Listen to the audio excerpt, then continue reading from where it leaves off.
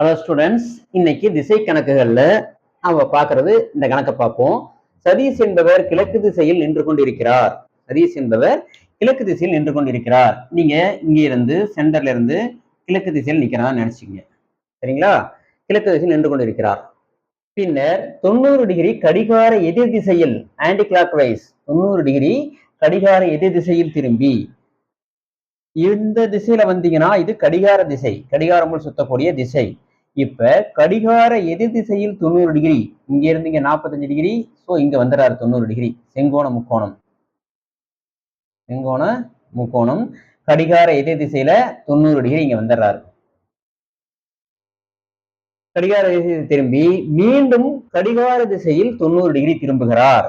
இங்க வந்தவர் மீண்டும் தன்னுடைய பழைய இடத்துக்கே வரார். கடிகாரமுள் சுத்தக்கூடிய திசையில 90 டிகிரி மீண்டும் இதே இடத்துக்கு வந்துறார். ஸ்பாட்டுக்கு 90 டிகிரி திரும்புகிறார். மீண்டும் கடிகார எதிர் திசையில் 180 டிகிரி திரும்பினால் 180 டிகிரினா அப்படியே நேர் ஆப்போசிட். எங்க நிக்கிறாரோ இங்க இருக்கிறாருன்னா 180 டிகிரி, இங்க மேற்கு திசையில் நிக்கிறாருன்னா 180 டிகிரி கிழக்கு திசை, கிழக்கு திசையில் இருக்காருன்னா 180 டிகிரி மேற்கு திசை. சப்போஸ் வடகிழக்கு திசையில் இருக்கிறாருன்னா 180 டிகிரி தென்மேற்கு திசை, தென்கிழக்கு திசையில இருக்கிறாருன்னா 180 டிகிரி வடமேற்கு திசை.